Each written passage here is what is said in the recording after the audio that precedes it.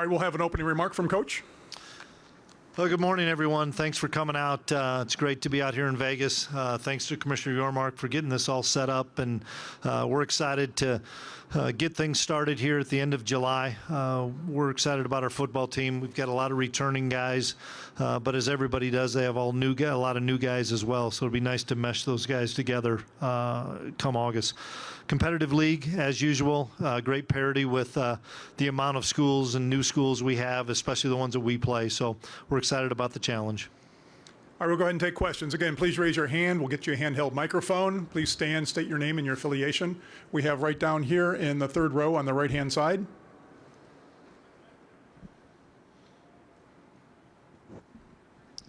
Coach, you obviously came from North Dakota State, and there's been a few other notable coaches that have come from FCS, Division II, even NAIA with Kalen DeBoer and his success after his time at Sioux Falls.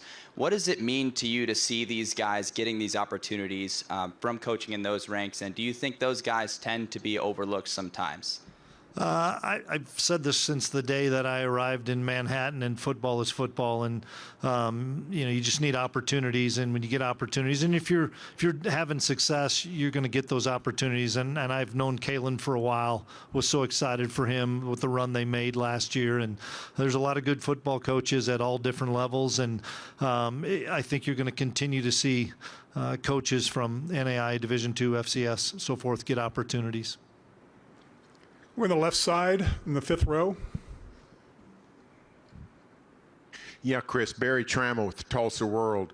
The esteemed voters of the Big 12 preseason poll picked you guys second, but they put none of your guys on the all-conference team. How do you rectify those two decisions? Don't pay a whole lot of attention to it, to be honest with you. Everybody sees it, but it's not something that we talk about an awful lot. I hope it shows people the overall depth and value of our roster and how important our role players are and how important our players are as far as if you're a successful team, individual honors at the end of the season are going to come. I'm sure that our players, if you'd ask them, they probably saw both polls, and I don't know if they're excited, disappointed, but I know they were aware that there was nobody from K-State on one of those teams. But you still got to perform, and we've got a lot of work to do before we get to end of August. We'll stay on the left side here, or in the third row. Hey, Chris, Colin Wilson with the Action Network. The hiring, Matt Wells comes in as co-offensive coordinator. He has a huge history with quarterbacks, specifically 2018 Jordan Love at Utah State. What does he bring to Avery Johnson, and what led you to bring him in? Matt and I have been friends for more than a decade and had always talked, even when he was at Tech and I was here at K-State, and then when he went to Oklahoma, he and I have always stayed in contact, and it was just maybe the right time for him to get back on the field and truly coach. And we talked all through that bowl prep, and he was the one who I wanted to hire. It was just trying to get through that bowl time, and it worked out. But a wealth of experience and a wealth of knowledge with quarterbacks, and I've already seen in a short period of time, just the second semester, the value of him being with Avery. There's a great mesh there. There's a great comfort between the two guys. They are on the same page an awful lot, and I know that Avery, as well as our offensive staff, coaches, Coach Riley, our offensive coordinator, are excited about some of the things that Coach Wells is going to bring to K-State, especially in the pass game. And I know that everybody wants to know what the heck we're going to do, but we'll wait until the fall to unveil that. But super excited to have Matt and his family in Manhattan. Okay, we'll go over here to the right side in the center. Hey, Chris. Kevin Fielder from Emo Online. The secondary returns a lot of talent from last year. How important is that as you guys transition into this season with, a fairly similar defensive structure? It's really important. There's such talented offenses in this league, really good quarterbacks, really good skill players. And so for us to have bookend corners back in Keenan Garber and Jacob Parrish is really important for us. Those guys have played a lot of football. And then to have most of our safeties. VJ Payne's played a ton of football. Marquise Siegel, who's with us, has played a lot of football. Colby McAllister's played a lot. And then we've got some freshmen that are ready to step up as redshirt freshmen. A couple of transfers, a kid named Jordan Riley that I think people are going to learn and know an awful lot about by the end of the season. But you need to have great depth in the secondary, and we feel that that's an area that we have done a really good job of recruiting and developing talent and then sprinkling in a transfer because you need to be really good in the secondary in this league. We'll go to the left side, about 3/4 of the way back. Yes, Brian Peterson with AZ Desert Swarm. You kind of have the unique nature of playing 10 conference games with the Arizona game not counting towards it. Was there any discussion of pushing that off because of the fact that they're in the league now?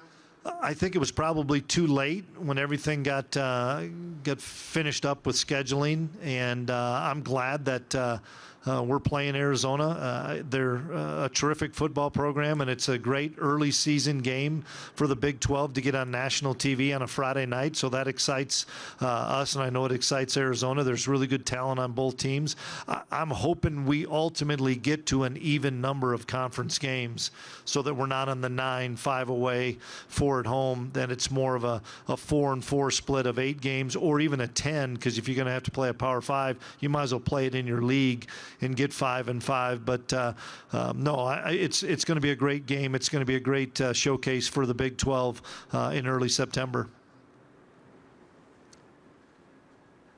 Back here on the left side again, in the center. Don Williams from the Lubbock Avalanche Journal. Coach, I believe you play 5 teams that are either new to the conference or second year in the Big 12.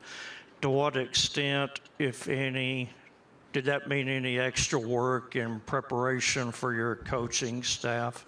Yeah, it definitely gave us a lot more work in the summer, and the month of June is already busy enough with recruiting and camps, and now we don't have the database like you'd have with a Tech or a Baylor or a TCU. We've got five new schools, or even BYU and Cincinnati have been in our league, but we didn't play them last year, so we don't have much data on them. And then we've got the 2 Arizona schools in Colorado, so a lot of extra work. I think it's excitement, though, for the fans, for both schools, as far as whether it's us going to Provo and seeing a great environment, because I've been there and I know it's a phenomenal environment, to us going to Boulder and seeing a great environment, or those other schools potentially coming to our place and seeing a great environment in Manhattan. I think the fan base of all the schools are going to be excited because they're going to see really good football, and they're going to see some different teams that they haven't seen throughout the year. Right down here in the front row. Kenneth Berry, Touchdowns and Tangents. Coach, obviously you lose a lot of senior leadership in BB, what he meant to the offensive line, and obviously the offensive line being the quarterback's best friend. How have you kind of just this offseason, tried to get the O-line to kind of embody his spirit, and when will he, be put in the Ring of Honor? I don't probably make that decision, but Beeb's had a phenomenal career, and he will be in the Ring of Honor for sure. But it's interesting. We lost 4 really good senior offensive linemen, but we have 4 really good senior offensive linemen returning, and that's something that maybe goes overlooked a little bit, the value of what Connor Riley does for our offense and for our program and for that room in the offensive line room, to lose the amount of seniors that we had and then still return the amount of seniors. Hadley Panzer, Taylor Poitier, Carver Willis have really taken over the reins from those guys that have left and have tried to keep that engine running. And we've always been really, really good up front, and it's due to Coach Riley. But it's those guys that have been in the program that want to stay and want to be developed and not want to get in the transfer portal just because they don't play in their first year. And an offensive line's a different deal. It takes sometimes a few years to develop. And we've got got Hadley and Carver back that have played a lot. TP's played a lot. Andrew Leingang's going to play a lot of football that's been around. Sam Heck's going to play a lot of football that's been around. So we have experienced guys that have been with our program. They're just going to gain on-field experience quickly in the non-con. Okay, on the right side, about 3/4 of the way back. Hi, Coach Klieman. Alex Blackburn, College Football Dogs. Going from the offensive line to the defensive line here, how important will the physicality and experience up front defensively be, given the talent of the ground games in this conference, as well as the importance of the pass rush? Yeah, we've been really fortunate that we've always had a lot of depth in our defensive line. Coach Tui and Coach Wyatt do a great job, and we're probably going to have 8 or 9 deep on the defensive line, and we've always rotated guys really well. But we've got 2 6-year senior defensive ends in Brendan Mott and Cody Stufflebean coming back that have been in the program for a long time, and they'll hold those young kids that are going to play a lot to a high standard, to a high expectations. But I'm really comfortable and excited about the amount of defensive linemen that we have that have played a lot of Big 12 football, as well as some of the new guys that we have coming on, some freshmen that'll be redshirt freshmen that I think can really be effective pass rushers. And there's no doubt about it. You've got to be able to stop the run, and you've got to be able to get a good rush on the passer. Okay, we'll go far left side, 5th row. Hey, Chris, Jenny Carlson with Beyond the Box Score. You guys played Oklahoma State last year when Ollie Gordon was just getting going.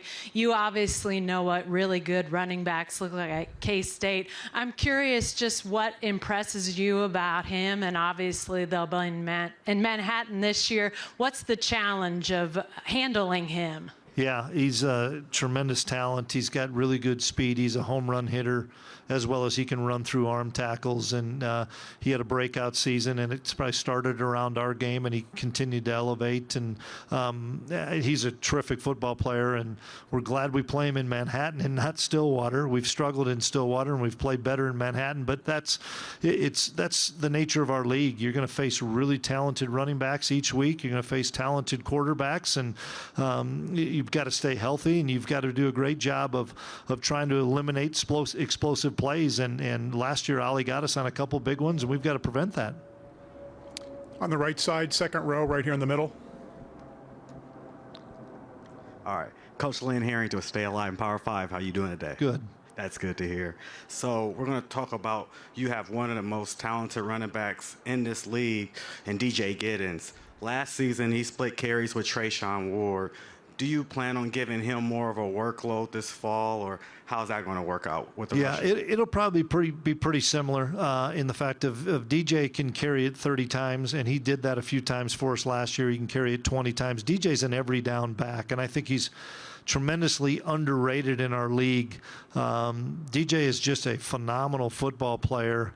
That's a great kid, great pass protection, great out of the backfield catching the ball. He's going to have a dynamite year for us.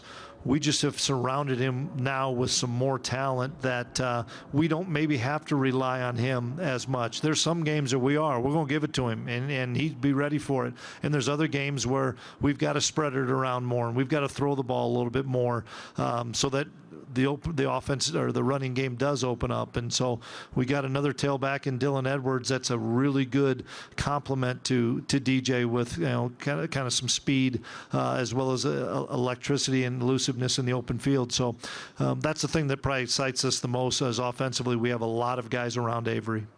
Final question will come on the left side, halfway back. Coach Jason Shear, Wildcat Authority. For the 4 new teams to the conference that maybe aren't familiar with Kansas State, how would you describe your brand of football?